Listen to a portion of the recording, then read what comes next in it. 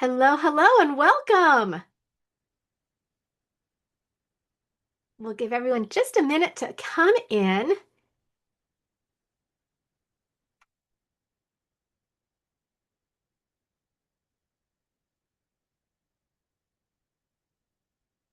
It's so good to see everyone. Hello.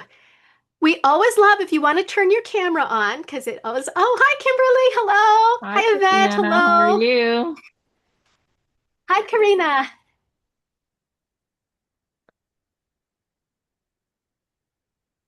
Thank you so much. So before we get started, we want to make sure everyone knows we have interpretation. So please go to the bottom of your screen, select your globe, and select your language. Because if we have a question in Spanish, you won't hear it translated, interpreted. My Zoom just updated, so you might not see the globe. You might have to go to the three dots, and then you'll see interpretation in there to select your language. If you're on a cell phone, go to the bottom of your screen, you'll see three dots, and if you click on then, you'll see interpretation and you can select your language. Julia, would you like to? Mhm.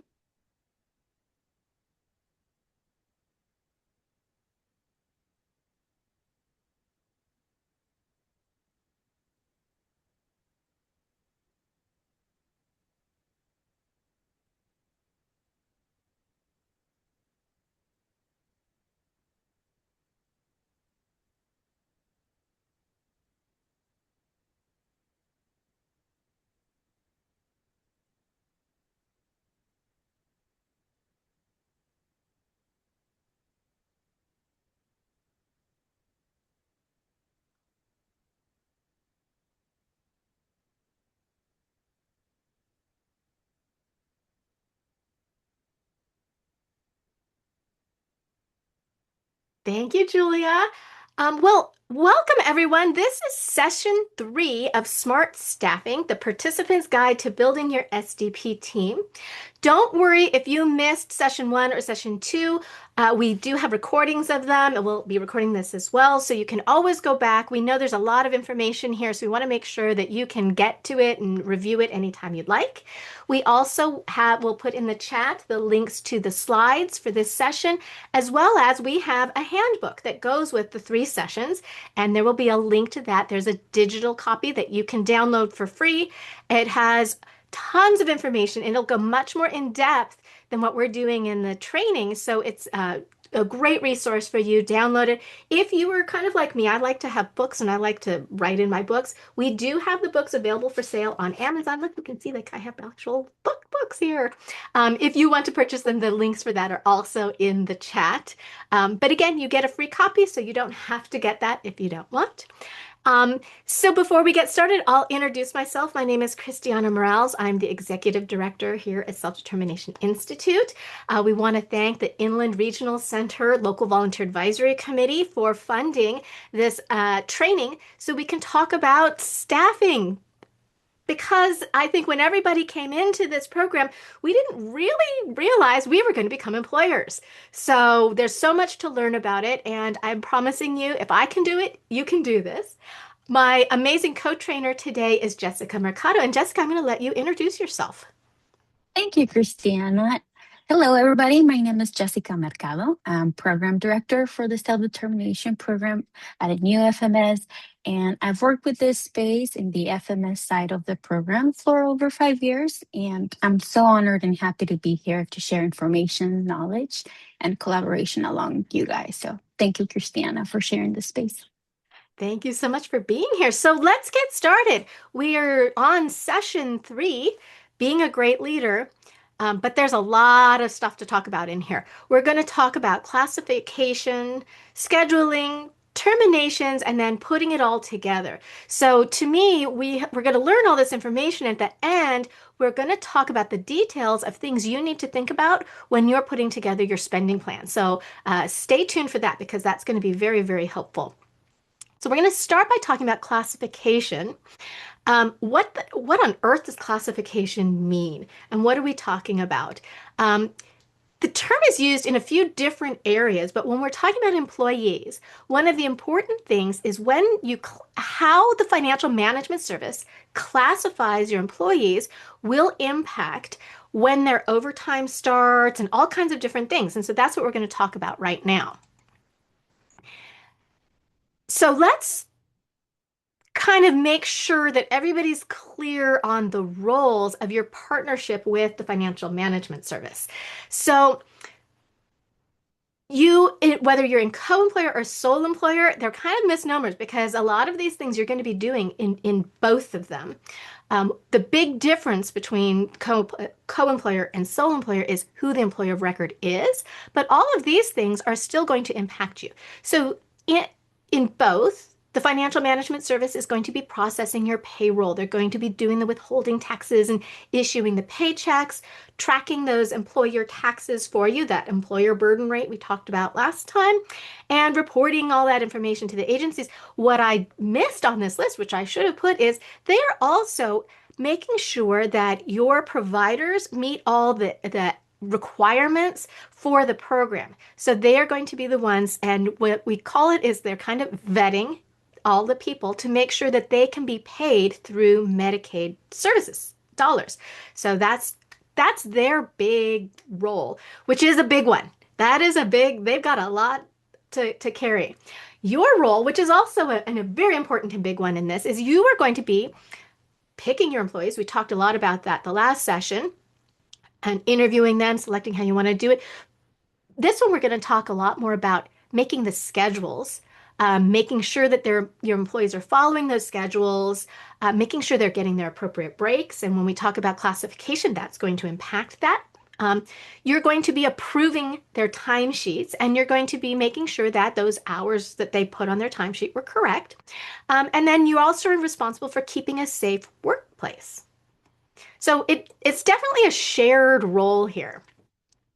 So, what does worker classification, what is it going to do? What does it mean? It means that when they label it, and often this has to do with how they get their workers' comp insurance, right? Is the workers' comp wants to know what kind of jobs they do, and it's going to impact a lot of different areas.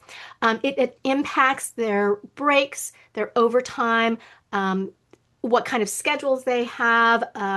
And if you have them labeled incorrectly, then there can be penalties. This is why it's important that you know you are talking to your financial management service, since you're setting the schedules of at what point does overtime start, because it may be different with different financial management services dependent how they classified them. So some might start overtime after 9 hours, some might start after 8 hours. So it's really important so you don't end up messing up your plan and your budget, your spending plan and budget, because you didn't realize that there was overtime that was going to have to be paid in there. And so if you ever have a question about any of this stuff, your financial management service is the one to reach out to ask. And if you're at the point where you're looking for a financial management service and that's something important to you, like if you have 24-hour care and having overtime after 8 hours or after 9 hours versus 8 hours could make a really big impact on your overall spending plan. You may want to find a financial management service that has them classified in that manner, right? So it's things like this to think about to kind of save some money on those budgets.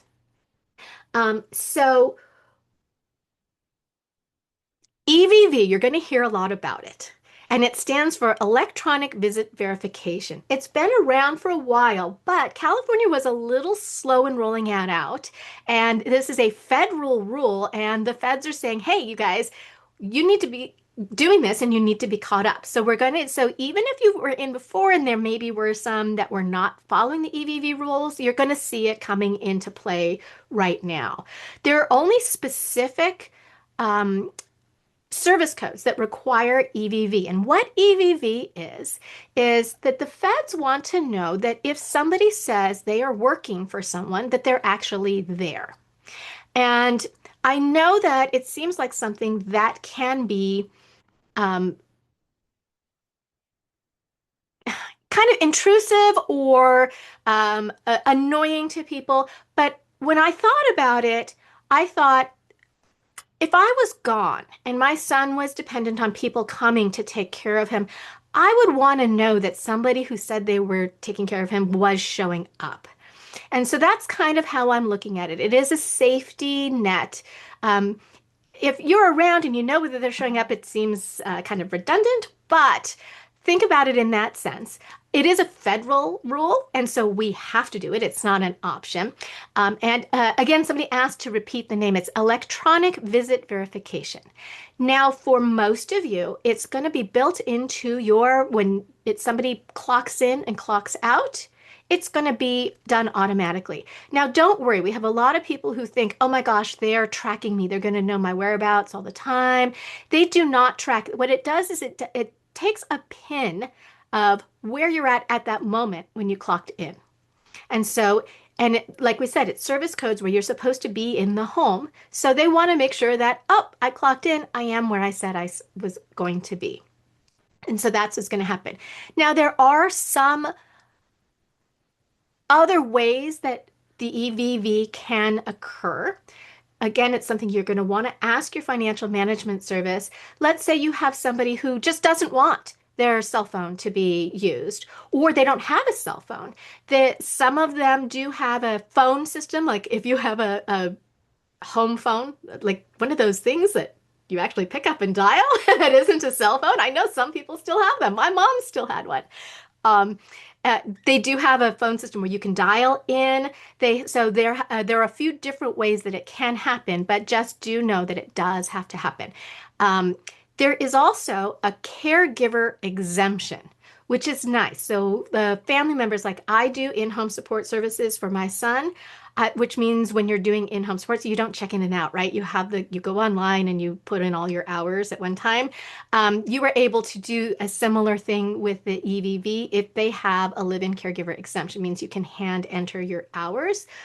Not every FMS has that available. So again, if that's something that's important to you, that's a good question to ask them. Hey, um, I'm a I'm a live-in caregiver. I don't want to have to do the clock in, clock out. I'll tell you, I am notoriously bad at forgetting to clock out. If you're at home and you get busy and you do it, so um, I understand the live-in caregiver why that's a challenge. So ask your financial management service if that's something they have. Okay, next slide.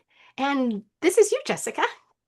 It is. Thank you, Christiana. Well, all right, we just finished talking about the worker classification and we're going to be moving into scheduling. But before we move forward, I wanted to share something with you about this specific topic. Scheduling is one of those areas where there's truly no one size fits all answer. Every person's support needs are different. Some of you may have really predictable routines, same days, same times every week. Some of us might have other needs that shift from week to week or even day to day. So both of those are completely normal. What we're going to be doing right now is just give you some tools and options to think about. You get to decide still what works best for you and your life and your FMS, your regional center, and your independent facilitator. They're all here to support you as you go. Okay, we can move forward. And the next slide pretty much says clear work schedules. And it also says write it down. And that really is the foundation. So, whatever scheduling approach you use, having something written down protects both of you as the employer and your employee as well. I want to acknowledge something very real for probably a lot of us. Mm, Perhaps a fixed set schedule doesn't match reality of our lives, and that's okay. So let me just walk you through different ways you can approach scheduling depending on where you are right now. For example, we have option one, start by tracking steady weekly hours. So for instance, if creating a full schedule right now feels like too much, start simple, start paying attention to perhaps how many total hours per week you're actually using. If you tend to use, say, about 20 hours per week, perfect. Let's start there. You're gonna see that over time, you're gonna notice patterns, and those patterns are actually gonna help you build a more detailed schedule as you're ready. Then you have option two, a flexible or recurring schedule. And you have to be flexible on flexible, right? Some employers do really well with just like a general structure, meaning like some weekday mornings or perhaps Monday, Wednesday, Friday afternoons without locking in exact times every day. This gives your employee as well enough structure to plan their own day, and it still gives you some breathing room. And then we have the option three, just having a set weekly schedule. If you already know your needs are predictable, working toward a written schedule with clear start and end times, break times, and specific days is definitely a great goal to have because it makes timesheet approvals way easier. It reduces confusion. It helps you stay on top of your budget as well. So, really, whichever option you pick, whatever option fits your life right now, the most important thing is that both you and your employee are on the same page about what's expected. Okay, so a few things to keep in mind no matter what approach you use, anytime an employee is working, those hours need to be tracked and submitted on a timesheet. If two employees are scheduled at the same time, we call that overlap. And those are both real hours that count towards your budget. Okay. And overtime can happen even with good intentions. So planning ahead is really important. I know that we're going to talk about it in a minute. So if you're not sure which scheduling approach makes the most sense for you right now, definitely talk to your FMS, your regional center, or your IF. They're all great resources to kind of start helping you think this through. Again, you don't ever have to do this alone or figure it out by yourself. You have good resources. Okay. Alrighty. So the next slide is how does the typical meal and rest breaks work, right? And really, here's something that surprises a lot of new employers. Breaks are not optional. They're actually a legal requirement here in the state of California. And as employer, it's your responsibility to make sure that those breaks are happening. Okay. So this is just the basic rule. For every 4 hours your employee works, they are entitled to a 10-minute break. And that break is paid. They stay on the clock and it's just built into the shift. Once your employee works 5 hours, then they are also entitled to a 30-minute meal break. And that one is unpaid. They clock out, they step away, then they have some time to themselves, and then they can come back again and clock back in if they were scheduled. Okay. So let's just walk through just a simple example. Say just your employee works a normal, regular 8-hour shift. Then that means you're looking at two 10-minute paid rest breaks and one 30-minute lunch break. That one's unpaid.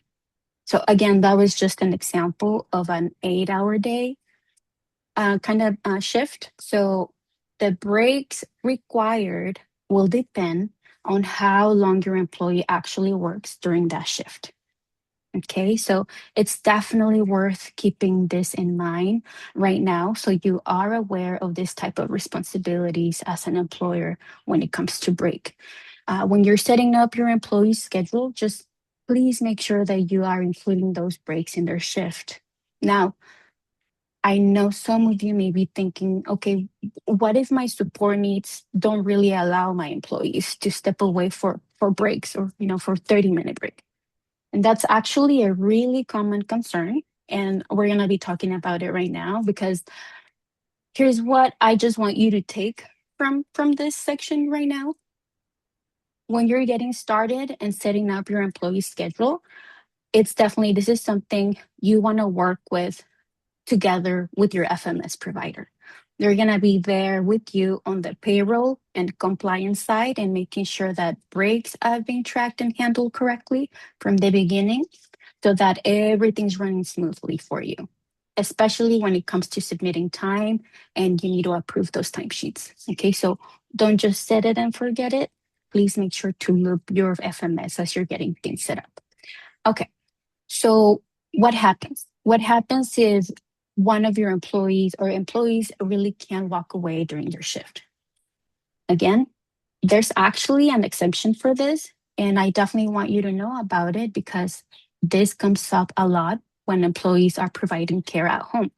So it's called an on duty meal, and here's just a simple version. So if leaving the participant alone during a meal break truly isn't safe or possible, your employee can stay with you, eat during that time, and still be on the clock, meaning they get paid for it.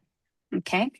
Now, here's the important part that I really want you to take this. There are three things that have to be true for this to work. The first one, it has to be a real situation where stepping away isn't an option. Two, your employee has to be paid for that time, no exceptions.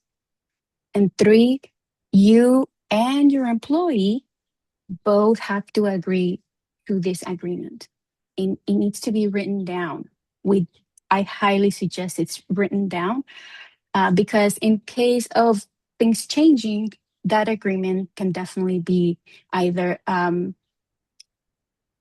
not destroyed, but you can definitely close it on your end as employer or your employee as well. Both of you have that right. So please don't try to figure this one out on your own. If you need help, it's definitely one of those things where you just want to pick up the phone and call your FMS first. They're going to have to help you get it all set up and definitely make sure that you are in compliance when it comes to those breaks. Okay, already passing it over to you, Christiana.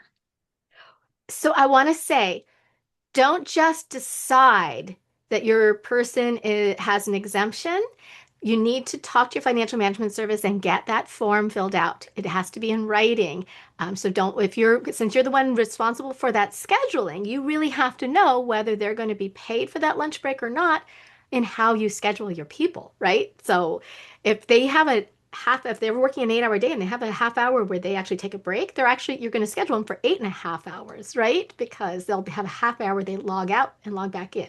So definitely this is this is kind of the we want to make sure we get it right because let's say you don't have a meal exemption and they work straight through, your financial management service very likely will put in a meal penalty. So they will have an additional charge for that day, and those can add up very quickly. And so you'll think you're on track with your budget, and you'll look at it and go, oh, what happened? Why am I so over? And you start looking at the hours and you'll realize, oh, we were getting meal penalties because this person was supposed to take lunch breaks and they didn't get them. So keep an eye on those things. So when you're approving the timesheets, those are the kind of things you should be looking for. So, did they show up when they said? Are they billing for hours that they said they were going to be there? And here's the big one. Our employees have to be paid. It is mandatory when they work and they have the time. And for the financial management services, they are really dependent on you submitting those timesheets, approving them on time so they can get their payroll out. And so it makes everybody's lives move smoother. And I'll tell you, it's hard as a parent to remember to do this. I've got reminders on my phones, I've got reminders on my mail. Some of the FMSs will even send you reminders or say, "Hey, can you approve these?" So they'll check in with you. But that's one of the probably bigger responsibilities that we have in the self-determination program is getting those approvals in on time so our people can get paid. And so we don't hold up our financial management service from, running their payroll. So it's very, very important that we do that piece. We talked a bit about the overtime pace, but we do want to kind of focus on the fact that that overtime can really drain your budget quickly. And overtime often happens like when you least expect it. You think you have everything planned, and then somebody is out sick, and somebody who'd already worked their 40 hours has to cover for them. Or they've already gone their 8 hours that day, and then the next person doesn't show up, and those kind of things. So overtime can often happen. So I tend to, when I create my spending plan for some overtime. I budgeted at the beginning of the year, assuming that there's going to be some overtime. So keep it in mind when you're planning that just things happen and things are going to change. Um, So so if you have 24-hour care, this is less of an issue if you have somebody kind of popping in and out and people that aren't there 24 hours. But you have a loved one who has 24-hour care, needs somebody to be there all the time. It's very common to schedule what we call like a 15-minute overlap. So there's a handoff. So again, we're making sure that the person who's coming in knows where the person left off, what's going on, if there's anything that needs to be done. And also, if somebody's running a little bit late, remember, these are people who can't be left on their own. And so we don't want them to go into overtime because of this, because somebody else was running late. So when I'm scheduling for 24-hour care, I will often create a handoff time. Um, and make sure that you talk to your financial management service because some of them do not permit to have two people on the clock at the same time. So if this is something that you were going to need, you need to make sure that they are prepared to have that overlap. Mhm.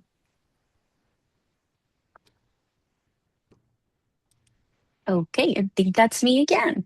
Mhm. So, all right, now let's have something that's really, it's just part of like Christiana mentioned, and that's just part of the reality of running a care team. Things change, employees call out, appointments move, and definitely your needs shift as well. So that's just life, and it's okay. There are two things that definitely can help you the most when things happen. And one is a backup plan, and two is early communication. So, a backup list is just a short list of people you may be able to call if your scheduled employee isn't able to make it. This could be a family member who's willing to step in, another employee that perhaps has a little more flexibility, or someone you know from your broader support network. You really don't need a formal system, but you do need to know who will be your first call if anything happens. And when changes do happen, let your employee know as soon as you can. Even a quick text or a quick little call makes a huge difference. And also training them to tell you if things change, it also makes a difference for you as well. It just shows respect for their time and your time, and it helps avoid a lot of confusion. So also, if you're noticing the schedules are just not quite lining up anymore and you really need some help sorting it out, you have options. Your IF is great first conversation to have. They know your situation and perhaps they can help you think through some adjustments that probably make more sense. Or also your regional center service coordinator is also there to assist you. If your plan needs to be updated because of scheduling changes, looping them in early is going to help a lot. It's going to make keep things a lot move a little more faster and smoothly. And once those conversations happen, make sure you always let your FMS know too, so that any changes get reflected correctly on the payroll side. Okay, because at the end of the day, you're the one who knows your life best. And your team, your IF, your service coordinator, and your FMS, we're all just here to make it work. So we're going to be on the next slide, we're going to be pretty much talking about how to pay for team meetings, right? Because that also happens. What happens when you schedule a lot of people? And that's something also that surprises a lot of employers. If you ask your employee to come to a meeting, that is work time and that needs to be paid. So if you want to bring your team together to go over schedules, talk through care routines, or really just to check in, I think that's wonderful. I think that when the employer, when the participant does that, I think that's amazing. Teams team meetings can definitely help everyone to stay connected and definitely to be on the same page. But just make sure you're planning for that time in your budget as well and tracking it on the timesheet. Okay. Not every employer will need a team meeting. And if you only have one employee right now, perhaps this may not apply to you, but it's good to know as your team grows that you do have that option. And the simple rule here is If your employee is there because you ask them to be there, then that's paid time. Okay. Now, before you start your scheduling team meetings, the very first thing you can do is check your spending plan. Do you already have meeting time allocated, or do you have hours that are available? Let's start there, checking that we have that allocation there. If you do have it, great. Then your FMS can show you and your employees how to submit that time through the timesheet so it gets processed correctly. And if you do not have it allocated yet, that's when you bring in your IF and your service coordinator to kind of look at everything and see whether it can be added.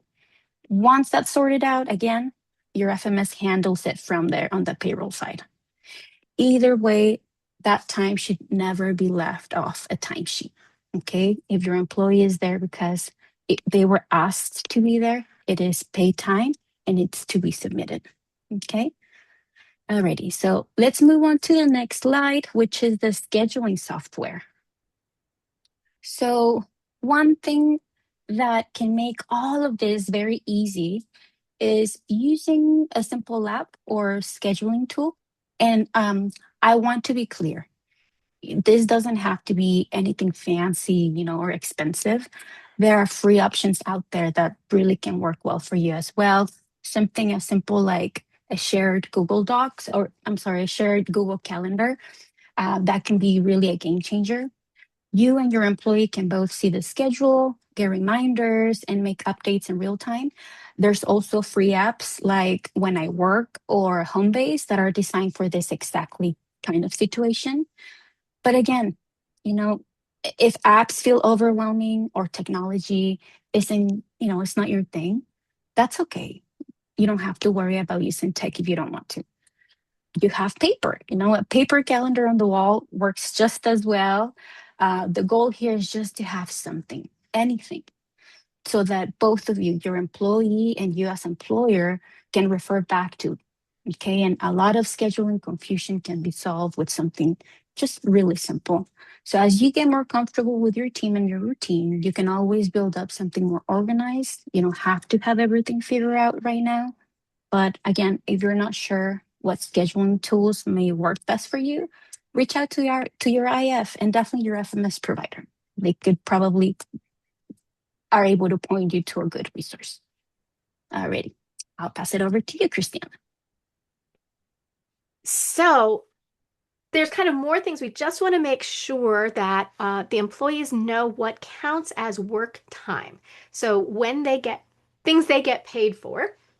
And so if they have an assigned task and they're traveling between job sites, in general, I will say that employees do not get paid to travel to your location or after they're done with work, away from your location. They typically don't get paid for that. I will say there are a few exceptions. And what I have seen is there have been cases where people who live in areas where it's very far, like they live in a very rural area and it's a long, long drive for people. And the only way they can get people to come out is that they'll make an agreement. But that would be an unusual situation and that would be kind of by exception, something you'd really want to work with your financial management service and also with your regional center to make sure that they understand why that you're doing this kind of unusual thing. So in general, they're not getting paid to come to drive to your house, but if you send them out to do something, they would be getting paid. If they're doing a task for you, then they would be paid for that time. They are, if you have any sort of meetings or trainings that they need to attend, then they would get paid for that. So one of the things I think we talked about I don't remember, it was last week or maybe the first week, that they have to do a training, your employees, for just it's do they call it harassment training? Sexual harassment training. Picture. Mhm. It's a California requirement that everybody needs to do this, and they should get paid for the time that they do that, right? So, um, and if they have any time where they're waiting and they're not free to leave. So I'll say this fits also in, it depends what they were hired for. If they're hired for transportation only, like you hired somebody to drive you to and from something, but you don't need assistance while you're there, they wouldn't get paid for that waiting time, right? Because it's kind of like you wouldn't pay for your taxi to sit outside on the clock the whole time waiting for you to come and go, right? But if they're driving you and they're waiting with you and they're going to whatever you need, the supports that you need, then they would get paid. So kind of think of it more like, are they just transportation? Then they may not be considered the employee. They wouldn't get the waiting time. If they are coming in with you, um, there for you to assist you, then they would get paid while they're there. Okay, now comes the most uncomfortable thing to talk about ever, which is terminating an employee. If it's where you are going to let somebody go.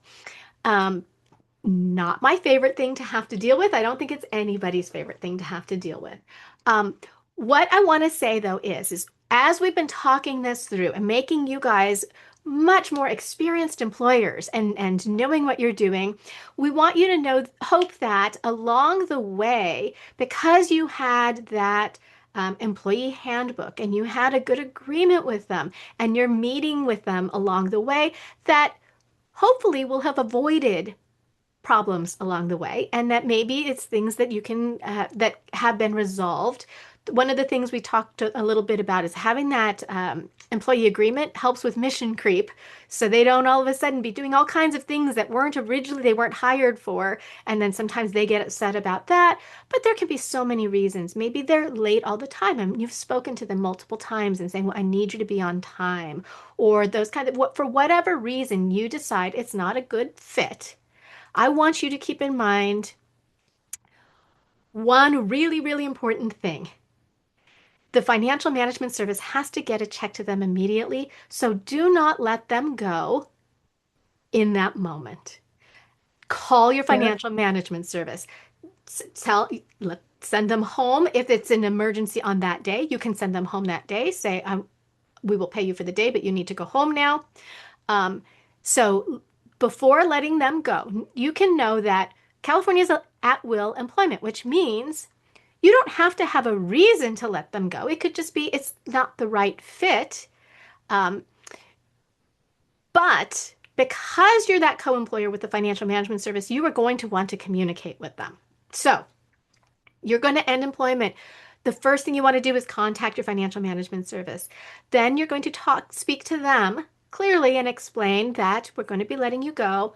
And when their final paycheck has to be paid, with Jessica, it's within 24 hours if you let them go, correct? Yeah, we have 72 hours to expedite that payment. So, Mhm. like you mentioned, as soon as you know or you feel like, okay, it's time, let us know first so that we can have that paycheck ready for you in order for you to let go of your employee.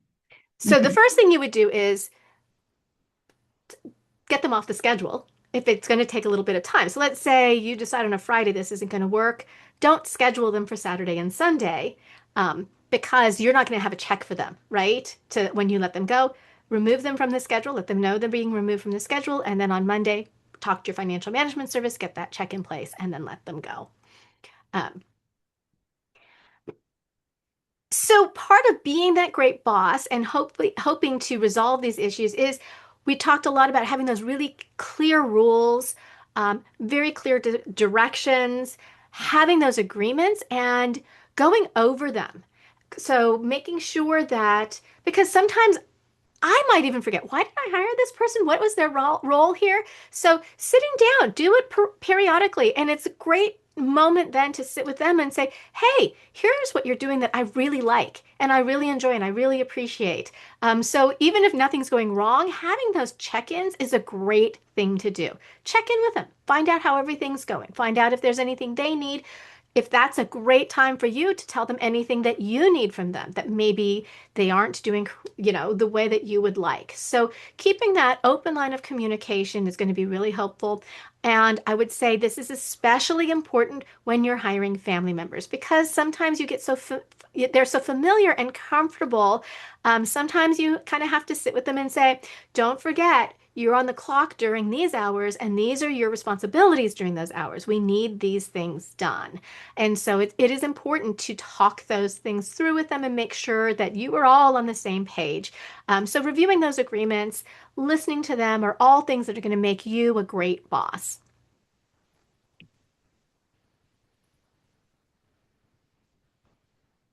Oh, Jessica, I think I did your slide, didn't I?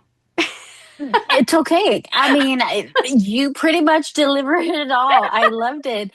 If anything, if I can add anything, it's just echoing what you said. It could be uncomfortable, especially in our in our community, right? You're hiring people, you're hiring people that you trust, but sometimes it just doesn't work out, and it's okay. It's totally okay if it doesn't work out. We just want you to know that we are here to support you, and you may just not know the steps of, okay, what do I have to do if somebody's no longer going to be working for me, or I don't want this person in my house anymore? What's the next step? So you coming in this type of trainings, it's valuable because now you know, okay, first I need to talk to my FMS. I need to know when that paycheck needs to go out. So just having this clarity as to the steps that you need to make, it's really valuable in that sense. So I'm happy anyone that's here is here. So yeah. Okay, so we're going to put it all together. Um, don't worry. You don't have to memorize all of this stuff. You're going to start implementing it. It's going to become second nature. You have the book to go back and do any of the resources. You will have the videos to go back. So just start building your system piece by piece. So you don't have to be perfect at the get-go. There is a learning curve. And because you're here and you're learning these things, I think you're already ahead of the game, that you're aware of some of the things that you have to be. So know that it doesn't have to be perfect and right the first time, and it may take you a little while to get your schedules humming and working. I'll tell you, by the time my son is in his fifth year, we are so much more on cruise control. I will tell you that first year is probably the most challenging as you're finding your people, you're finding kind of what roles you need, because sometimes what you thought you needed, you didn't, or vice versa. Maybe you need more help in other areas. So that first year really did take a little bit more work. And then it settled down for our family where it's much, much easier to manage. So here's kind of things that in my head, will be doing that checklist when I'm creating that spending plan, the things that I want to keep in mind, things you don't want to forget to put on your spending plan when you have employees. That employer burden rate. You can't just have the hourly rate you want to pay the employee. You have to have that percentage that your financial management service gave you, and that has to be included on that spending plan. So make sure you get your employer burden rate with those other related costs. Some of them, um, sometimes the financial management service will tell you like, oh, there's a percentage, or these are the other related costs that might have to include. And so one of those might be workers' comp insurance. So if you're in sole employer and your financial management service does not provide their workers' comp insurance, that's something you're going to have on your spending plan. So it's something you want to discuss with that financial management service because you have to have it. Everybody who has any employees has to have workers' comp insurance. Health insurance, if it's required, would need to go onto your spending plan. Again, it can be paid for in different ways. So we talked a little bit about it before, goes into way tons of detail in the book if you want to take a look at that. But remember, you only are required to provide health insurance in California if you have 50 or more employees. Now, sole employer, you're never going to reach that 50 mark. But in co-employer, your financial management service that's hiring those people may very well be at that mark, and they may be required to provide health insurance, or they may be crossing over that mark. So it's 50 or more full-time employees. So they may have not, when you first start with them, not reached that, but cross it, in which case you're going to have health insurance in your spending plan, or find out from them, do they have it included in their employer burden rate? So when they cross that threshold, you'll get notified. But I don't want people to get surprised by it. So you can ask your financial management service when you're interviewing them, Do you already? Have you already crossed that threshold? Am I going to need to have health insurance in here, or not? Remember, in sole employer, you have a little bit more freedom. You get to choose. You're not required to, but you can offer health insurance. Again, it would need to be on your spending plan then. Those employee costs need to show up somehow in your spending plan. That is the cell phone stipend. I have been told that they don't like the term stipend because technically stipends are not permitted, but so think of it as a cell phone cost, employee cost. These are three things that are mandated by labor law to be paid for your employee. I will tell you, so make sure that they're in your plan, that if they have to use their cell phone to check in or out for they have EVV, any of those kind of things, they should get a stipend, a certain amount, and it's not a huge amount. It's not their whole cell phone bill. It's a little bit. If they drive while they are working for you, either you or just driving for a task, they need to be paid mileage. And if they go in somewhere, an entrance fee, their entrance fee should be paid. I need everybody to know that this is not always easy to get on your spending plan, and this is something that we are kind of working on statewide, but they are labor law requirements. So we do have to work on making sure that our employees don't have to pay for the costs of things that are work related for them. And then the last one is plan for those overtime and breaks. Um, those team meetings that overlap and vacation, anything like that, make sure you get those planned for when you're creating your spending plan. So those are the big ones. Um, Again, Mhm. I'm not thinking too much about vacation pay and overlap for somebody who doesn't need 24-hour care. Those are more things for people who have 24-hour care. But think about it. And these are things you need. Um, some people actually have where they might need 2 to 1 when they go to certain locations. And then other times they're fine with 1 to 1. So think about those pieces too as you're scheduling your people. So that's tying all of the stuff we learned into the spending plan. I know this was a lot, and we have some great questions in the chat. I promise you, we're going to go right now. We're going to go through all of them. I want you to know that you've got this. And I know it's a lot of information. There is more information on the complete guide to SDP.org. It's free. Anybody can go there and get information. Um, we do have the books on Amazon. You have these slides. Your local volunteer advisory committee is going to have the recordings of these, and they will post them for you to have access to. So I hope that we have covered everything that you could possibly have thought of and more on how to be a good employee. Okay, I'm going to stop sharing here. Griffin, can you stop sharing your screen so we can get into meeting? There we go. So, okay, let's take a little bit of a deep breath. Give poor Julia a break. I know I talk fast. And we've got some great questions in the chat that I'm going to start with. If you have any other questions you want to add, put them in the chat. Also, feel free to raise your hand. We'd love to hear from you. So please do raise your hand. The first question was, um, do employees use their own phones or are required to purchase a cell phone? That's a great question.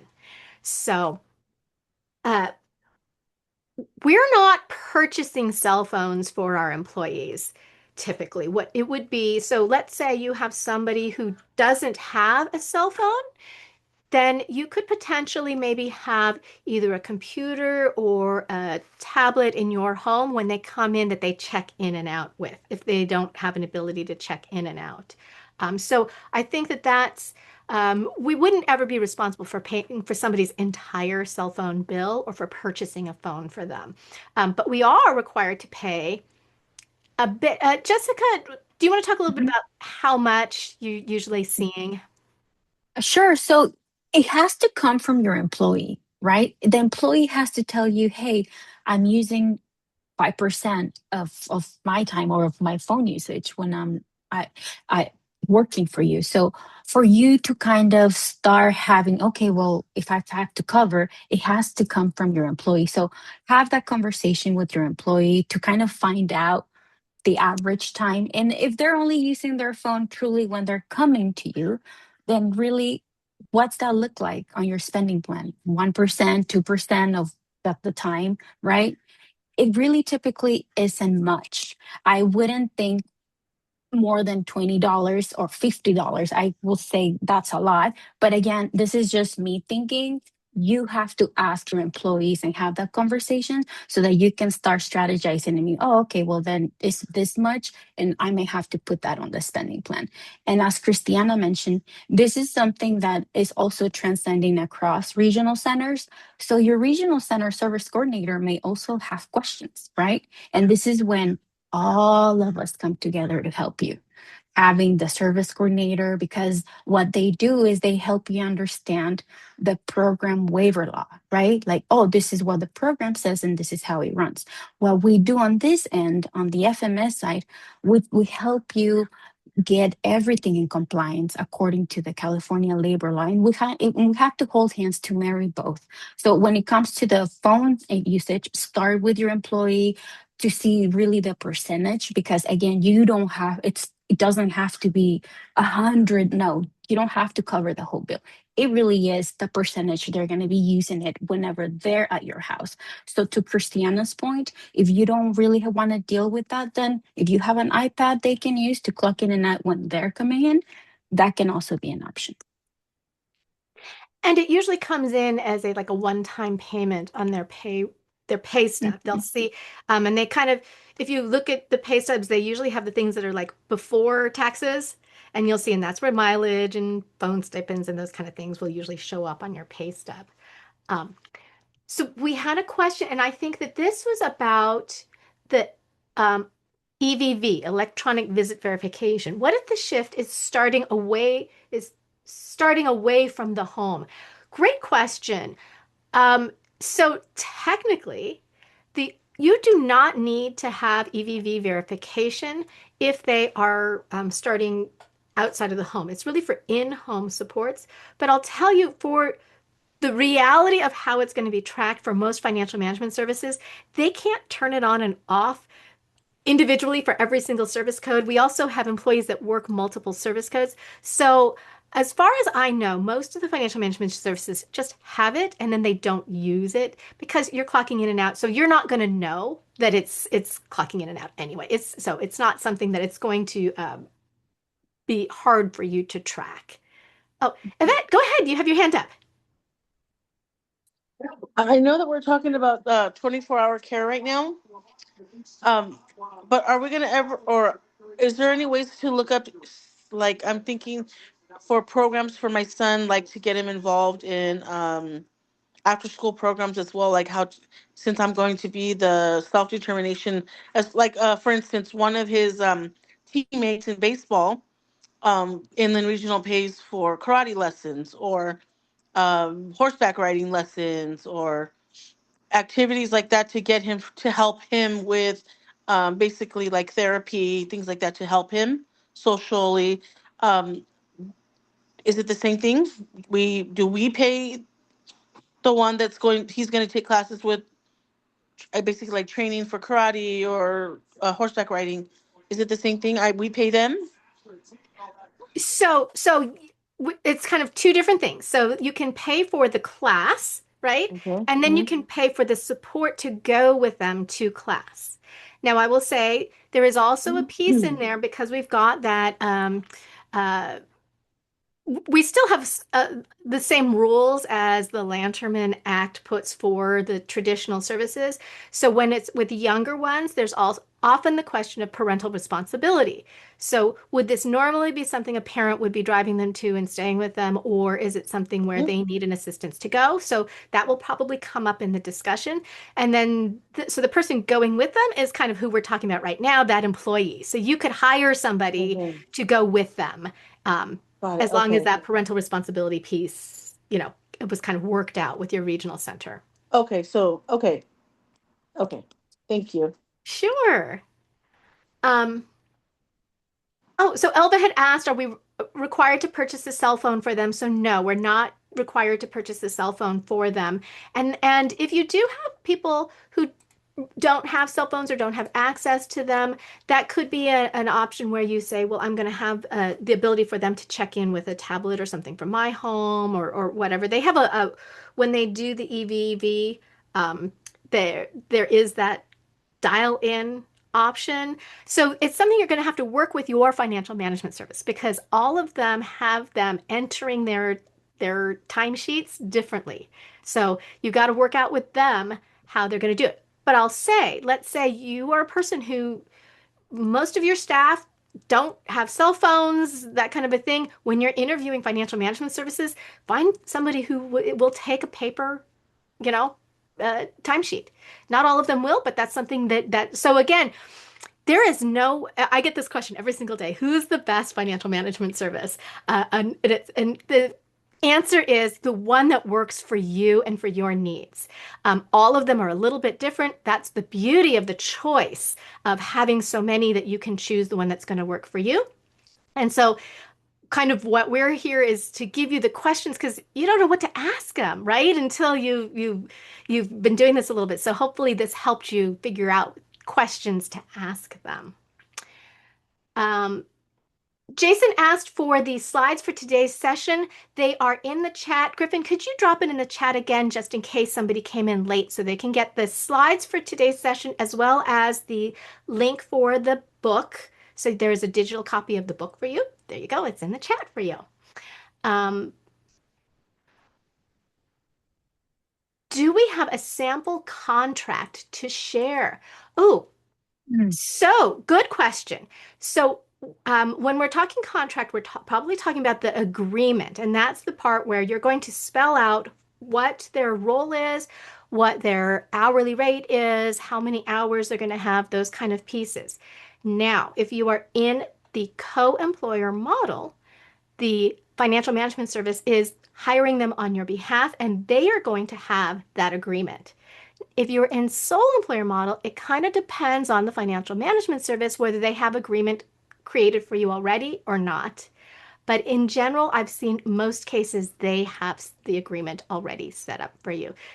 Jessica, do Yep. you have you ever seen anybody Yeah, that had to create their own?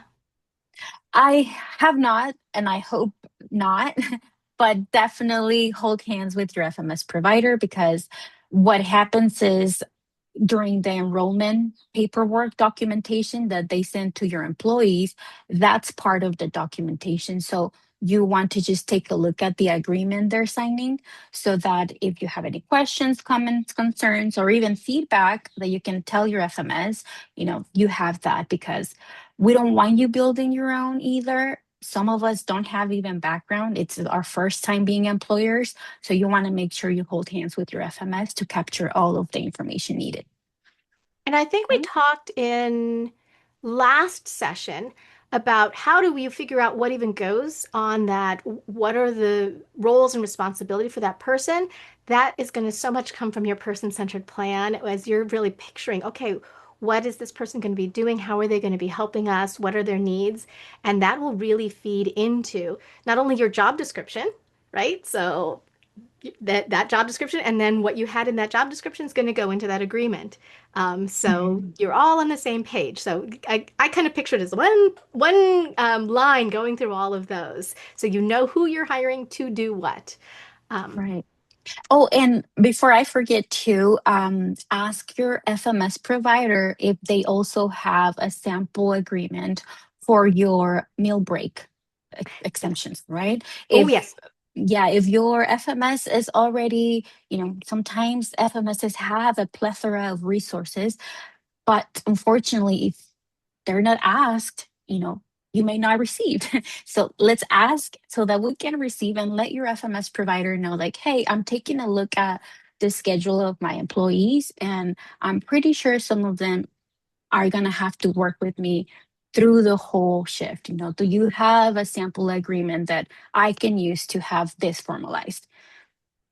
Send that question, make sure that if they have it, great. If not, then talk to your IF And if not, talk to your service coordinator. And if not, talk to Christiana and I. We'll figure it out together. But first and foremost, go with your FMS agency because, again, they probably already have some format or sample for you to use. A lot of them will ask you when you're saying you want to hire somebody, they will ask those questions. So they might be asking, "Oh, why?" So they used to like they'd be asking these questions like, why are they asking me this? And now you'll know why they're asking these different things. So that could be a question they ask. They might ask if the person is a live-in care provider. They might ask their relationship to the person, because all of those things can impact these um, how they're classified. And you all know what classified means now too. Um, so we have a question for those that require 24/7 care. What is the break requirement if the one-to-one support is being provided at nights when the client is asleep and the caregiver is also allowed to sleep unless there is an unexpected waking need for the client? Ooh, great question. Jessica, do you want to take that one? Let me see here. I was writing an answer. Sorry. Okay. Oh, Uh, for those that require 24/7 care, what is the break requirement if the one on one support is being provided at nights when the client is asleep and the caregiver is also allowed to sleep? Oh, that is a great question. And this is where the program waiver and the labor law have to kind of mesh together, right? So here I would definitely hold hands with your FMS provider because also you need to understand what the classification is, right? So, like we mentioned, all putting it all together. First, go to your FMS provider. If that was me, I would go and first, okay, clarify what is the classification of my employees. That way, if I'm going to accrue overtime, I know at what point, if 8 hours or 9 hours, right? And then from there, we need to take a look at what your FMS pretty much can do when it comes to scheduling and paying and all those, especially when care is provided at night. Um, some FMS providers have the capabilities on their systems to track those hours. Majority should, but that is definitely a defined case per case question for your FMS provider because they're going to be the ones telling you how they're going to be capturing that schedule for you. So And when the day starts, when the hours start new, right? So remember that it's 40 hours within a day. So let's say they did overnight and they worked, from like midnight, 12 a.m. for maybe 6 hours. Then they've used some of the hours for that day. So if they come in that evening, right? They may hit overtime. So you really have to be, when you're doing that 24-hour care, you really have to work closely with your financial management services to double check what that overtime is going to look like. So what a lot of times we'll do is we'll stagger people so they work every other day if they're crossing that midnight thing, so we don't go into overtime. But let's say they could do from overnight, it starts fresh again at midnight. So then they can do a little bit longer if they're sleeping in. So uh, Mhm. these are all like really tricky, and we want to make sure we're getting it correct. So that's why Yeah. if you ever have any questions when you're scheduling, do reach out. The FMSs would rather you reach out to them and say, "Hey, I'm scheduling this. I want to make sure it's done correctly," than to find out later that breaks or were supposed to be happening and didn't. Absolutely, especially for this type of cases that are 24/7 cases, one on one or like 2 to 1. I've seen sometimes even 3 to 1 that need this type of care at all times around the clock. Like Christiana mentioned, that's why I wanted just to echo it and highlight it. We are on your team. We want to make sure we paid your employees correctly. We want to make sure that if there's overtime or overlap, everything's taken care of because at the end of the day, we are running the payroll for you. We don't want your employees to be disgruntled. We want you to keep all of your employees happy. But in order sometimes for us to do that, this schedule has to come from you, and having this, especially this type of nuances or schedule things details, I if you have this type of case, it's going to be very different from somebody that only has one employee, right? So having that discussion with your FMS at the very onset, or even now if you're already started and you're struggling, have that meeting, let them know, hey, I need to schedule them like this. They need to pretty much take breaks, or how does is this working in your system? Explain to me so that we can work together, especially if you are having issues with like payroll and whatnot. Definitely a good discussion to have with your FMS provider.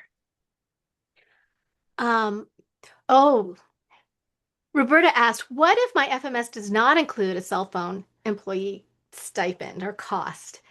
I need you to know this is something we're all working on. We're all trying to get on the same page. Uh, I like to describe self-determination program as we're building a plane in flight. We're getting lots of changes as we go, all of those kind of things. So we do know that it is labor law. It is required. Talk to your financial management service about it. Talk to your regional center about it. Um, what I have had families do is say, you know what, I'm just going to give them $5. They're in sole employer. I'm going to give my employees $5 a month for their cell phone where they're going to sign saying they gave it to them so they know that they are meeting the labor law. So until they can get it all straightened out, they have decided they're just going to do it to be safe. I don't want anybody to have to do that, but ultimately we want everybody to follow the labor laws because California is very, very strict about these things. So hate to put that out there, but it is right now, it is a little bit of a challenge. Um, is sick included in the spending plan? Great question. We did talk a little bit about it oh no, I think it was the first week. Um, Sick leave is mandatory in California.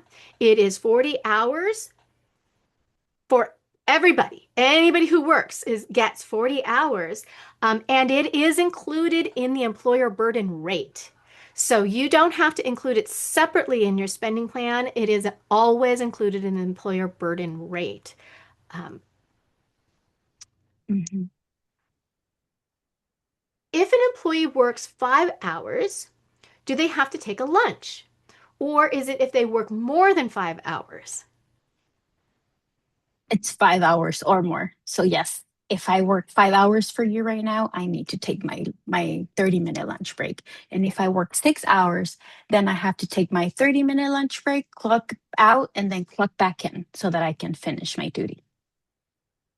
Okay. Oh, this is a good. So what I actually wrote a note to myself as we were going through this because we all learn something new every single day as we're Oh my doing God. this.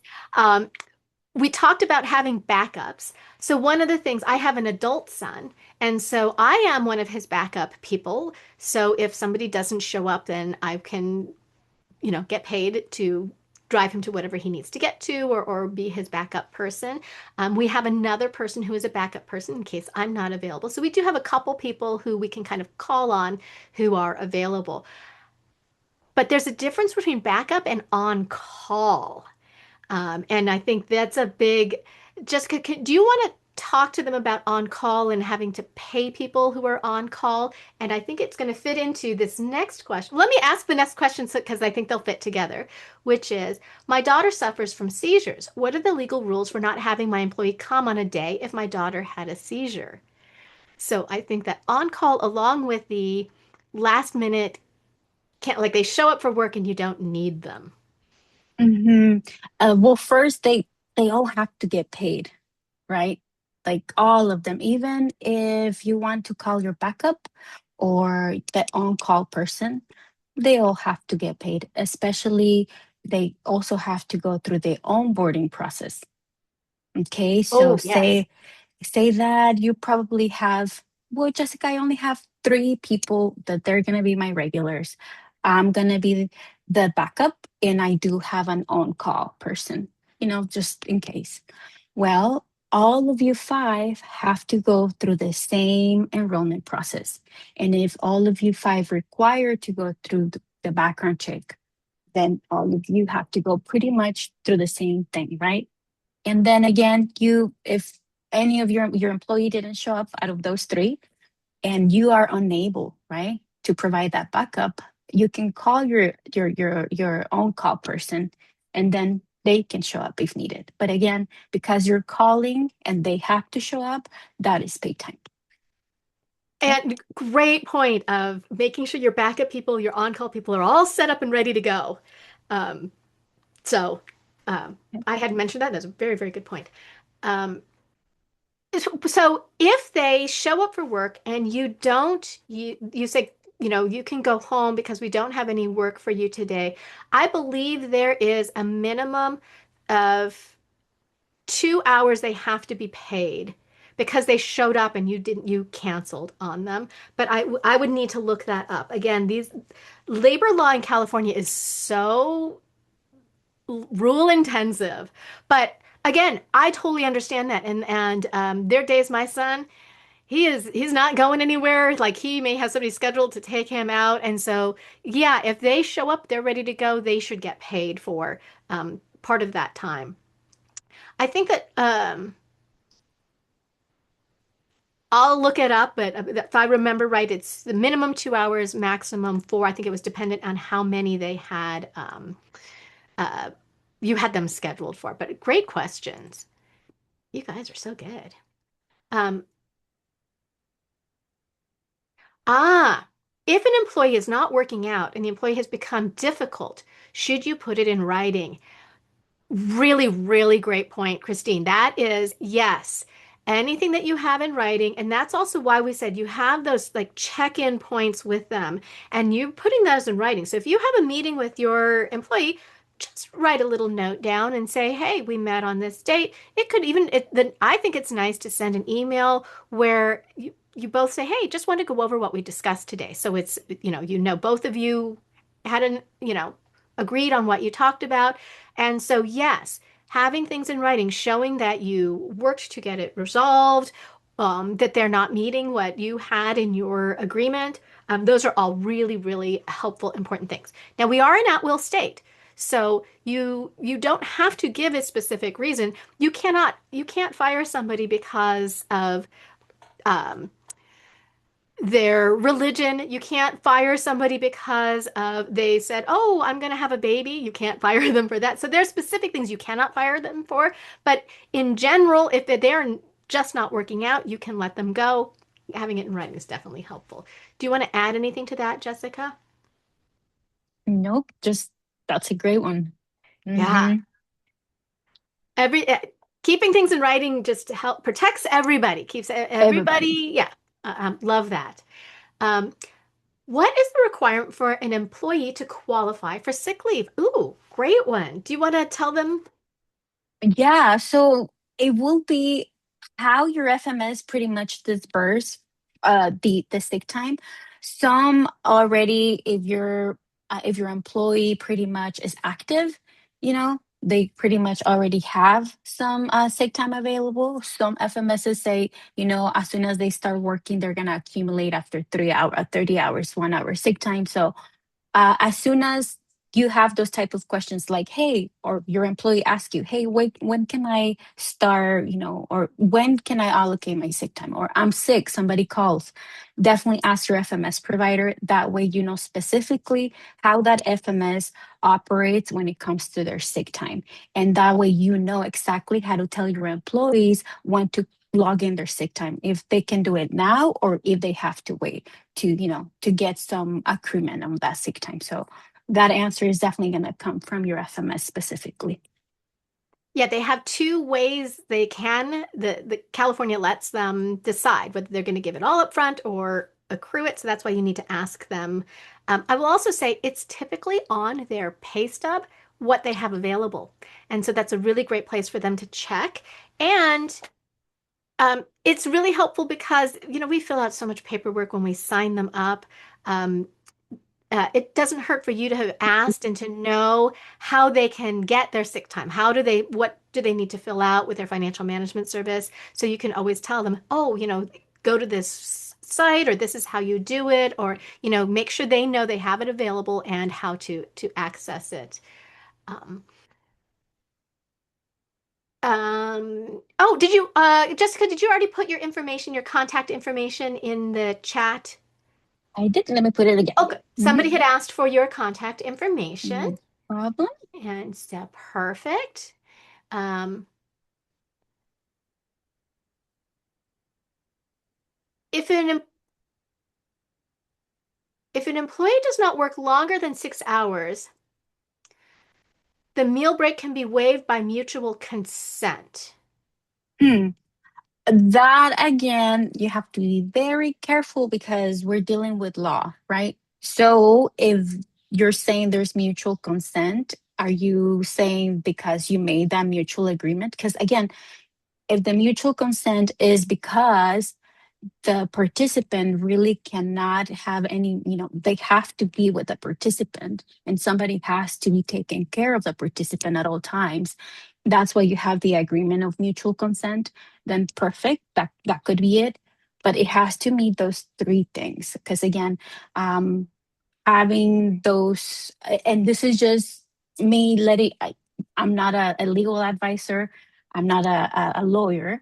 That's why I'm letting you know to always go back to your FMS provider to kind of ask this question, because at the end of the day, they're going to be the ones letting you know as well whether that meets the standard of the meal breaks or not. But we don't want to go around the law. We want to make sure we follow the law. Um, and I would be, so it is permissible under specific conditions. And so I would talk to your financial management service to make sure that you meet those conditions, especially if you're in co-employer, because that's their employee. So they're going to want to know if the agreement would need to be between the financial management service and the employee, because that's their employer for that consent. So do be really careful with those kinds of things. Again, if you are ever in question, ask your financial management service. They are the ones to make those decisions. You can't just, because a lot of people will say, I don't want to leave after 8 hours. I don't want to check in and out. I want to leave after the 8 hours. So I'm just not going to do lunch break. If they don't meet that exemption standards that Jessica gave you, they can't just say waive their right to lunch breaks. So they do have standards they have to meet. So it's really important that you know those standards and that you agree with them. If you have respite for more than six, can we manage the break or lunchtime? Is it only by Mhm. mutual agreement or do we have to have that in writing as well? So, okay, first I want to be cautious because if you're using respite and you're using a respite provider, then it really is going to be that vendor is responsible for scheduling them, all those kind of things. So that's a little bit different than if you hired an employee. So um, don't mix up anything that we've said about any of these employee things and rules with when you're hiring an agency. So I'm going to assume then that you are not you're hiring an employee for that respite. So again, go back and make sure that you talk to your financial management service for that, the scheduling it and for the break. And again, that's where classification can be really tricky. So that's why Mhm. it's up to make sure that they are going to meet those rules. Um, oh, um, Roberta asked, said there's a support group that's going to be, that I mentioned there was going to be a support group that is going to be starting. Can I get notified when it starts? Absolutely. So we actually did just get the flyers out for the support group. I will find it and let you know when it is starting here. Give me 1 second. Let me look through and see if we missed any questions. If not, I will.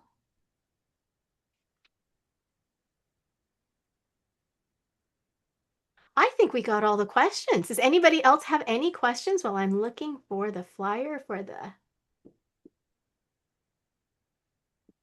I don't the see any more support questions, groups? but Okay. thank you, Miriam, for the resources. I always love when people just participate in the chat. So I thank you. love it. Um, okay, so the support group is starting on the fair every fourth Monday from 4:30 to 6 o'clock this time, the same time. We're going to have topics at each of them, but we're not going to spend a ton, like it's not going to be a training or anything. We're going to kind of talk a little bit about a topic, and then we'll have lots of time open for questions and answers. Great opportunity to meet other people in the community, which is so nice. Sharing your stories, how you're using your services is always really helpful.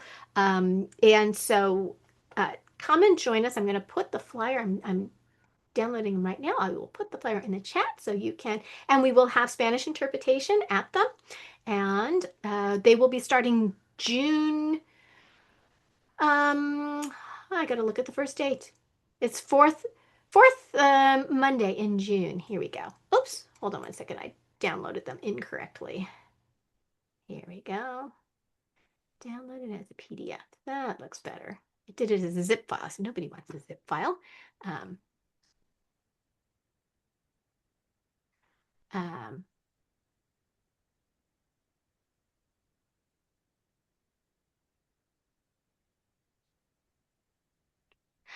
so does sick leave start as soon as an employee starts working? So, not necessarily. And there's a couple ways. So, we did talk about how they accrue it. So, not everybody gets it all up front. Some will, they usually get like an hour for every 30 hours worked, up to the total 40 hours. But then also there can be rules that you don't get the sick time until you've been employed for 30 days. That's something you want to ask your financial management service. So what you don't want is, somebody to come in, get their 40 hours, take it all in sick day, and then quit. So there are a few safety net pieces in there for you. True, true, true. Mm-hmm. Okay, and I'm putting this flyer in the chat, and I will put the registration if you want to come. It is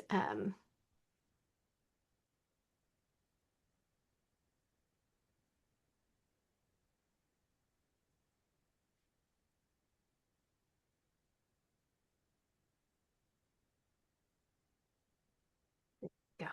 Click it to make sure I got it right. Perfect. The first one is June 22nd. So, um, okay. Well, do we answer everybody's questions? Are we ready to? We are just a few minutes early. If you guys want to call it an evening, I know we gave you so much information.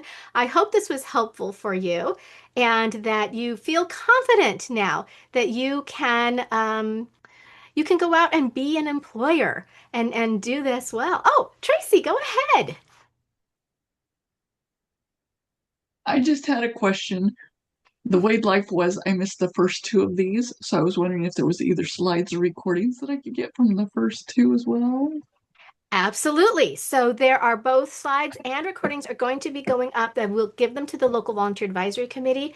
And I'm not sure whether they're going to post them on their website or how they're going to share them, but they will have them available to you. Okay, thank you. You're very welcome. Well, thank you all so much. Thank you, Julia, for doing amazing interpretation. We love you.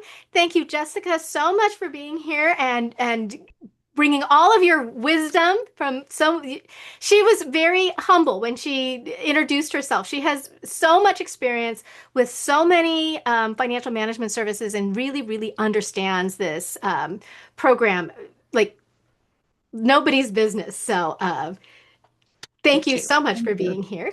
And we Absolutely. will see all of you hopefully at the support group. So we would love for you to come. The support group is somewhere just for you to come, share, ask questions, vent if you need to, share your wins, and we'd love to see you there.